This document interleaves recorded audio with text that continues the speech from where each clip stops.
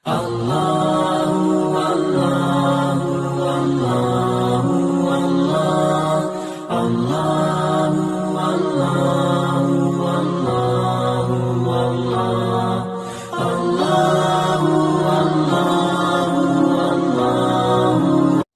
بابا جی تھے جو جوتے پالش کیا کرتے تھے. تو ایک نوجوان ان کے پاس بیٹھ گیا اور کہنے لگا کہ بابا جی ایک بات تو بتائیں. کہا بیٹا پوچھو کیا ہے. کہا یہ بتائیں کہ آپ کو رب کا قرب کیسے ملا.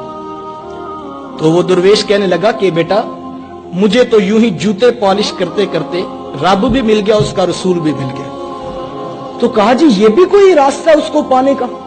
لوگوں نے تو اتنی محنتیں کی, ریاضتیں کی, عبادات, مسلسل مجاہدے کرتے رہے, اور آپ کہتے ہیں کہ جوتے پالش کرنے سے رب مل جاتا ہے. تو وہ بابا جی کہنے لگے بیٹا وہ جو اصول قانون ضابطے ہیں نا وہ اپنی جگہ پہ ہے, میں ان کی نفی نہیں کرتا. تم نے پوچھا کہ آپ کو رب کیسے ملا, تو مجھے تو یوں ہی جوتے پالش کرتے کرتے اپنا رب بھی مل گیا, اپنا رسول بھی مل گیا. تو نوجوان کہنے لگے بابا جی اس راز سے پردہ تو اٹھائیں. تو جو بابا جی نے بات کہی وہ بڑی خوبصورت تھی.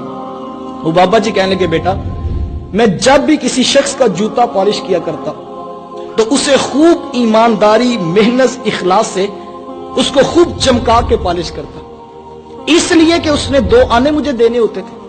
کہا نہیں وہ تو اس نے دینے ہوتے تھے, وہ تو پہلے طے ہوتے تھے, لیکن میں جوتا خوب صرف اس لیے چمکا دیا کرتا کہ یہ اس شخص کا جوتا ہے کہ جس رسول کا میں کلمہ پڑھتا ہوں ان کا یہ بھی کلمہ پڑھتا ہے, جس رسول سے میں محبت کرتا ہوں ان کا یہ بھی پیار کرنے والا ہے, جس رسول کی شفاعت پہ میری نظر لگی ہوئی ہے ان کا چاہنے والا یہ بھی ہے. میرے رب کو یہ میری ادا اتنی پسند آئی, اس نے اپنا قرب بھی عطا کر دیا, اپنے محبوب کا قرب بھی عطا کر دیا.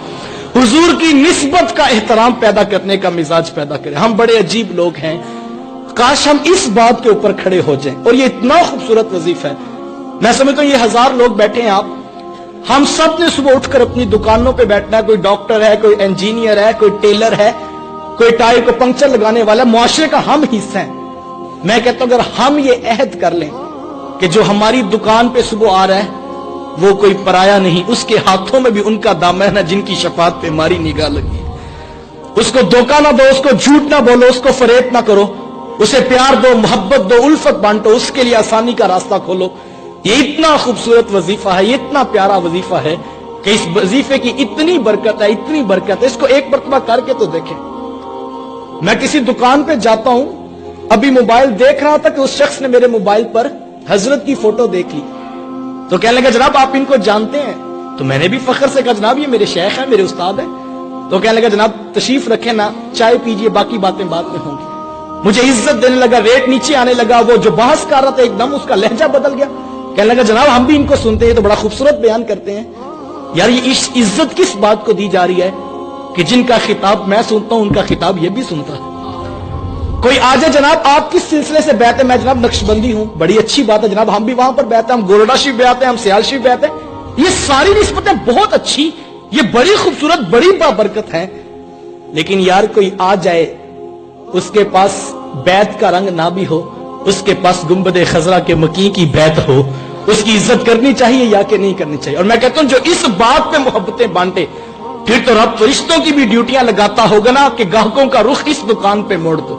یہاں پر گاہکی نہیں دیکھی جاتی, یہاں محمد کی نسبت دیکھی جاتی ہے, یہاں میرے رسول کی امت کو پیار دیا جاتا ہے. میرے شیخ فرمایا کرتے اگر میں آپ کے بچوں سے پیار کروں تو آپ کو اچھا لگوں گا نا, آپ میرے بچوں سے پیار کریں تو مجھے اچھے لگیں گے نا. تو جو حضور کی غریب امت سے پیار کرے گا وہ اللہ کے رسول کو کتنا اچھا لگے گا. آؤ صاحبو پیار بانٹو, محبت بانٹو, الفت بانٹو. میں نہیں یہ کہتا کہ آپ 1000 پھول جو راستے میں بکھیر دیں, آپ پھول نہیں بکھیر سکتے تو کم از کم کانٹے بچھانے کا مزاج تو چھوڑ دیجئے. آپ پھول نہیں بکھیر سکتے, کوشش کر کے کچھ کانٹے کم کرنے کی ہی ذمہ داری قبول کر لیجئے. آئیں امت کو جوڑ کر امت بن کر جینے کا مزاج پیدا کریں. اچھی بات دوسروں تک پہنچانا صدقہ جاریہ ہے. ویڈیو زیادہ سے زیادہ شیئر کیجئے.